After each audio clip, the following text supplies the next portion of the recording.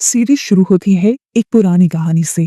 कहा जाता है कि इस दुनिया में 99 ऐसी मैजिकल कीज यानी जादुई चाबियां मौजूद हैं जिनके अंदर शैतानी ताकतें यानी मंत्रा पावर्स छुपी हुई हैं। लेजेंड कहता है कि अगर कोई इंसान इन सारी 99 कीज को इकट्ठा कर ले तो वो इस दुनिया का गॉड बन सकता है। वो इतना ताकतवर हो जाएगा कि पूरी दुनिया उसके कदमों में होगी। लेकिन इन चाबियों का पाना आसान नहीं है। हर चाबी के पास अपनी एक अलग पावर है और इन्हें हासिल करने का सिर्फ एक ही तरीका है, दूसरे की होल्डर से लड़ना, यानी उस इंसान से लड़ना जिसके पास वो जादुई चाबी है। पर ये लड़ाई हाथ पैर से नहीं होती, ये होती है दिमाग से। जब दो की होल्डर्स आमने सामने आते हैं तो ये एक गेम डिक्लेयर होती है। ये लोग कुछ सवाल जवाब करते हैं, कुछ माइंड गेम्स खेलते हैं और जो जीतता है वो दूसरे की ले जाता है और जो हारता है वो अक्सर अपनी जान से हाथ धो बैठता है। हमारी कहानी शुरू होती है साउथ ईस्ट एशिया के एक घने जंगल से। यहाँ हम देखते हैं एक जापानीज नौजवान को जिसका नाम है टेरसा। वो बहुत ही मजे से अकेला घूम रहा होता है, लेकिन मुसीबत तब आती है जब वहाँ का एक लोकल ट्राइब उसे पकड़ लेता है। उन्हें लगता है कि ये कोई जासूस है या दुश्मन है, इसीलिए वो उसे एक झोपड़ी में बांध देते हैं। इंसान आकर उससे पूछता है कि तुम कौन हो और यहाँ क्या करने आए हो, पर टेरसा चुप रहता है। उसके पासपोर्ट से उन्हें इसका नाम पता चलता है। इस टाइम हमें पता चलता है कि इस गांव का माहौल बहुत ही ज्यादा खराब है। गांव में पानी की इतनी कमी है कि कई दिनों से किसी ने पानी नहीं पिया। यहाँ की सारी नदियां तालाब सूख चुके हैं और लोग मर रहे हैं। इसलिए गांव वालों की बातें सुनते हुए टेरसा नोटिस करता है कि उसके गले में लटकी हुई पुरानी चाबी अचानक से हिलने लगती है। वो चाबी साउथ डायरेक्शन की तरफ इशारा कर रही थी। ये देखकर टेरसा यहाँ के लोगों को कहता है कि अगर तुम लोग साउथ की डायरेक्शन में खुदाई करोगे तो तुम्हें पानी मिल जाएगा। वैसे तो यहाँ के लोगों को उस पर एतबार नहीं था, लेकिन जगह जगह खुदाई वो पहले ही कर चुके थे। ये उनके लिए एक उम्मीद ही सही। वो जब उसकी बताई हुई जगह पर खुदाई करते हैं तो एक मिरेकल, एक चमत्कार हो जाता है। वहां से साफ पानी निकलना शुरू हो जाता है और ये देखकर पूरा गांव जश्न मनाने लग जाता है। लीडर की आंखों में आंसू आ जाते हैं और वो टेरसा से माफी मांगता है और कहता है कि हमने तुम्हें गलत समझा, तुमने हमारी जान बचाई है, मांगो क्या मांगते हो। टेरसा उन्हें बताता है कि मैं एक एंशिएंट की तलाश में हूँ, एक पुरानी चाबी की तलाश में हूँ। गांव वालों के पास एक बहुत ही पुरानी और कीमती चाबी थी। गांव में आने वाली किसी मुश्किल के वक्त उसे बेचने के लिए रखा गया था, पर अब क्योंकि गांव की सबसे बड़ी मुश्किल टेरसा ने ही ठीक की थी तो ये लोग उसे चाबी देने के लिए मान जाते हैं। टेरसा वो चाबी उन्हें ही वापस कर देता है और कहता है ये वो चाबी नहीं है जिसे मैं ढूंढ रहा हूँ। इससे हमें पता चलता है कि टेरसा किसी खास मकसद से निकला है। टेरसा वहां से निकलता है और हमें उसका फ्लैशबैक दिखाया जाता है। इस टाइम वो अपने डैड को याद कर रहा था। उसके डैड ने उसे वो चाबी देते हुए बताया था कि बेटा ये शैतान की चाबी है, अगर ये किसी के पास हो तो उसकी किस्मत बदल जाती है। उस वक्त जो चाबी टेरसा के पास थी वो पहले टेरसा के डैड की हुआ करती थी, लेकिन एक दिन उसी चाबी को पाने के लिए एक अजीब से आदमी ने टेरसा के डैड का कत्ल कर दिया। उस टाइम वो चाबी टेरसा के पास थी, इसीलिए वो बच गई और अब टेरसा उस जैसी बाकी 99 चाबियों को ढूंढ रहा है। टेरसा जापान वापस आता है। न्यूज में खबर आती है कि बड़े बड़े बिजनेसमैन अचानक से मर रहे हैं और मरने से पहले अपनी सारी दौलत मोर्को नाम के एक लड़के के नाम कर रहे हैं। टेरसा उन पिक्चर्स में एक आदमी को देखता है। ये वही आदमी था जिसने उसके डैड का मर्डर किया था। उसका नाम हमें निक पता चलता है। नेक्स्ट सीन में हम देखते हैं मोर्को को। उसके जिस्म उसके एक एक्शन से लालच टपक रही थी। वो इस टाइम एक अमीर आदमी होंडा के सामने बैठा हुआ था। इस टाइम हम देखते हैं कि मोर्को के पास एक मैजिकल की है। उसकी की ताकत से वो होंडा को गेम में हरा लेता है और उसकी सारी दौलत ले लेता है और होंडा वहीं अपनी जान दे देता है और मरते वक्त वो आखिरी मर्तबा चिल्लाता है डेमन की। ये सब देखकर टेरसा समझ जाता है कि मोर्को के पास वो चाबी है। टेरसा अपने डैड के पुराने दोस्त अंकल रायन से मिलता है। अब रायन बताता है कि मोर्को ने बहुत कम वक्त में बहुत ज्यादा पैसा कमा लिया है। अपना मकसद पूरा करने के लिए टेरसा मोर्को को ढूंढने के लिए निकल जाता है और इसी सब में वो अपनी पुरानी दोस्त मिशा और उसके जीनियस दोस्त माइकल से भी मिलता है। माइकल एक सॉफ्टवेयर इंजीनियर है जो एक एआई ऐप लूची बना रहा है, लेकिन अभी उसे कोई इन्वेस्टर नहीं मिल रहा। टेरसा फिलहाल एक चॉकलेट फैक्ट्री में काम कर रहा है ताकि वो चुपचाप अपनी इन्वेस्टिगेशन कर सके। पर एक दिन टेरसा से पहले ही मोर्को अपने गुंडों के साथ टेरसा के घर पहुंच जाता है, क्योंकि वो जान गया था कि टेरसा के पास तीसरी चाबी है और उससे पहले ऐसी ही दो शैतानी चाबियां वो हासिल कर आ चुका था। यहाँ मोर्को उसे चैलेंज करता है एक्मा गेम। जैसे ही गेम शुरू होती है एक बड़ा सा डीमन मॉन्स्टर वहां आ जाता है। डीमन कहता है इस कमरे से कोई बाहर नहीं जा सकता जब तक गेम खत्म ना हो। गेम का नाम है ट्रू और फॉल्स। मार्को यहाँ अपनी चाबियों की सुपर पावर दिखाता है और कहता है कि मैंने अपने सुपर पावर्स के जरिए इस कमरे को फ्रीज कर दिया है। हम देखते हैं कि सच में इस कमरे में बर्फ जमने लग जाती है। टिर्सा के लिए गेम और भी ज्यादा मुश्किल हो जाती है। एक तो उसे हर सवाल का सही जवाब देना था और अब उसने वो जवाब कम वक्त में भी देने थे, नहीं तो यहाँ पर ठंड से उसकी जान चली जाती। टिर्सा एक कॉइन कप के नीचे छुपा लेता है और मार्को से सवाल करता है कि क्या कॉइन इस कप के नीचे है या नहीं। हालांकि मार्को ने देखा था कि खुद टिर्सा ने वो कॉइन कप के नीचे से हटा लिया था, पर उसे जल्दी नहीं थी जवाब देने की। उसने सोचा कि जरूर इस कप के नीचे दराज है, उस दराज में कोई सिक्का हो सकता है या फिर टेबल के नीचे चिपका हो सकता है या जमीन पर गिरा हो सकता है। टिर्सा उसे चीट करना चाह रहा है। यही समझते हुए वो जवाब देता है कि हाँ, इस कप के नीचे एक सिक्का है, पर वहाँ कोई सिक्का नहीं था और इस तरह टिर्सा को एक पॉइंट मिल जाता है। अगला सवाल मार्को पूछता है कि क्या इस जगह के 1 किलोमीटर के रीजन में कोई 4 बड़ी दुकानें हैं। टिर्सा ध्यान लगाता है और अपने दिमाग में देखता है कि 4 तो नहीं, यहाँ पर 7 दुकानें हैं। वो कहता है हाँ, यहाँ पर दुकानें हैं, लेकिन मॉन्स्टर उसके जवाब को गलत मान देता है और टिर्सा बहुत ही ज्यादा कंफ्यूज हो जाता है। अगली बारी टिर्सा की थी। टिर्सा मार्को से सवाल करता है कि क्या इस जगह के नीचे कोई बॉम्ब है।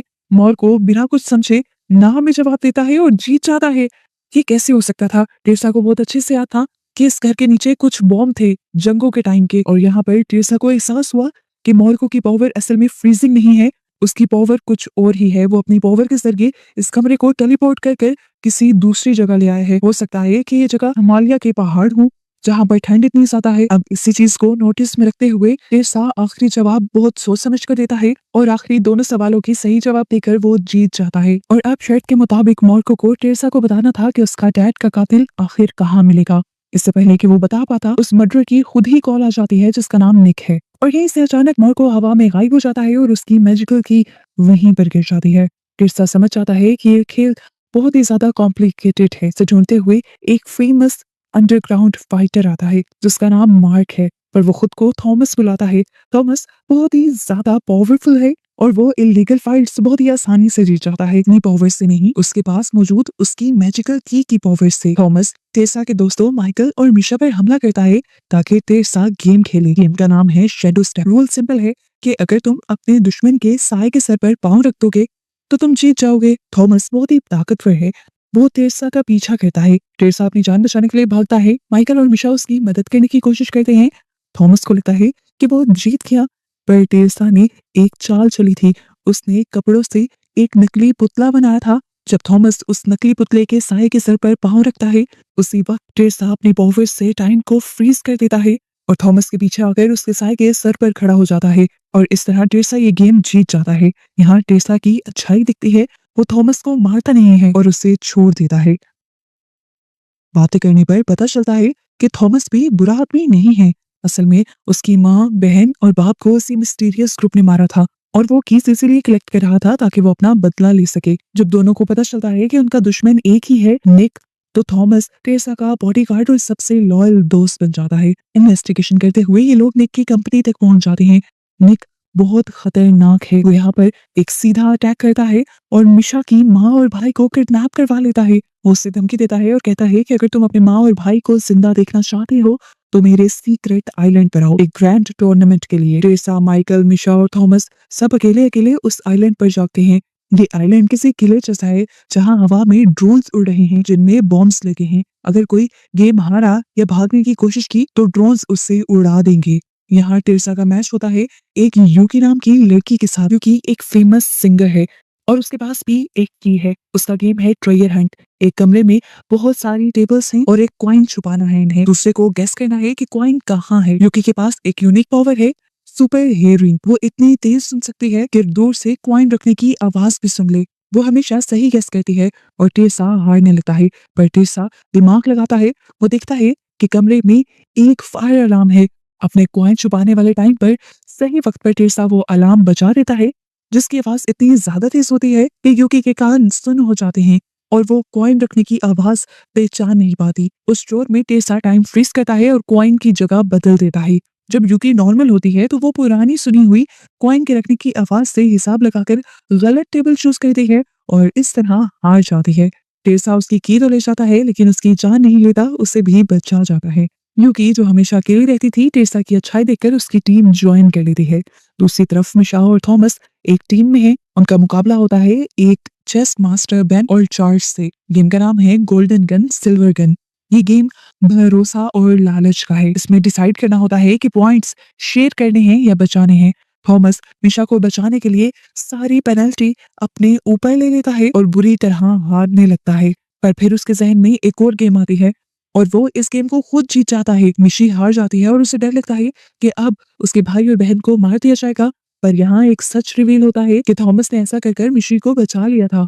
अगर मिशी अब थॉमस से जीतकर किसी और से हार जाती तो मिशी की भी जान चली जाती। थॉमस ने खुद को जिताकर उसकी जान बख्श दी। और इसी सारी गेम के दौरान टेरेसा दूसरी तरफ अपने साथी यूकी के साथ एक बम लगे सेफ कंप्यूटर पर जाकर उस कंप्यूटर को हैक कर लेता है, वहां के बम डिस्पोज करता है और इसी हैकिंग के जरिए वो पता भी चला लेता है कि असल में निक ने मिशी के भाई और माँ को कहाँ रखा हुआ है। और फिर अपने डैड के फ्रेंड के जरिए वहां से उनकी जान भी बचा लेता है और इस तरह मिशी की पूरी फैमिली बच जाती है। यहाँ दूसरी गेम शुरू हो जाती है जिसका नाम है क्ले मॉडलिंग।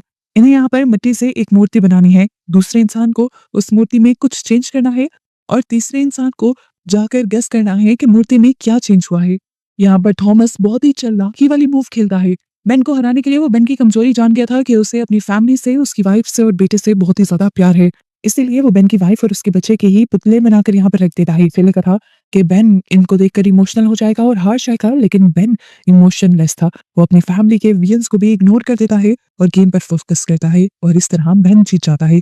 थॉमस अपनी सारी कीज हार जाता है और ये उसके लिए एक बहुत बड़ा झटका था। सबको अब बुरा लग रहा था, लेकिन यहाँ पर बेन ने बताया कि मैं बुरा नहीं हूँ, ऐसा करना मेरी मजबूरी थी। असल में निक ने मेरी भी फैमिली को कैद किया हुआ है। और ऐसे ही सब आपस में बात करते हुए ये अंदाजा लगा पाते हैं कि अगर सब ये गेम्स खेलते रहे तो वो निक से कभी नहीं जीतेंगे।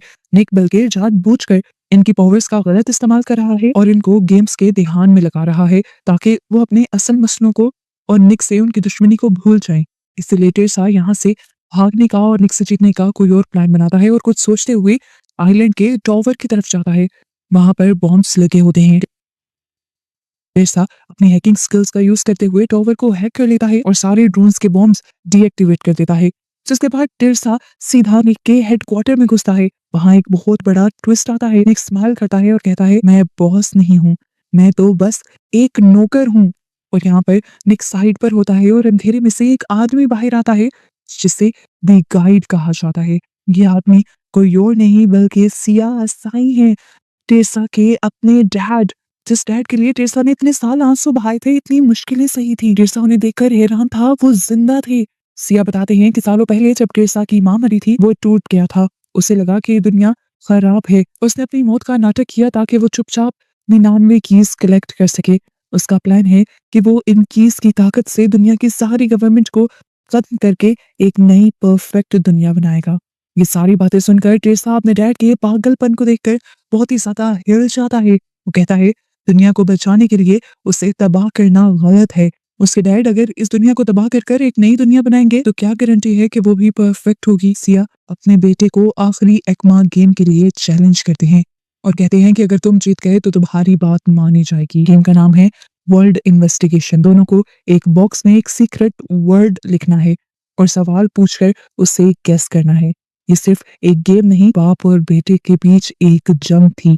सिया बहुत शार्प है, वो टेरेसा का माइंड पढ़ता है। वो टेरेसा की बचपन की यादों की मदद से उससे सारे वर्ड्स गेस कर लेता है और यहाँ वो अपने बेटे टेरेसा को ताना मारता है कि मैं तुम्हें तुमसे ज्यादा जानता हूँ। वो ये भी बताता है कि जीतने के लिए वो एक ड्रग थियोप्रोब ले रहा है ताकि उसका दिमाग तेज चले। यहाँ पर टेरेसा बहुत ही ज्यादा मुश्किल में आ जाता है, पर उसके दोस्त माइकल, मिशा, थॉमस, यूकी उसे सपोर्ट करते हैं।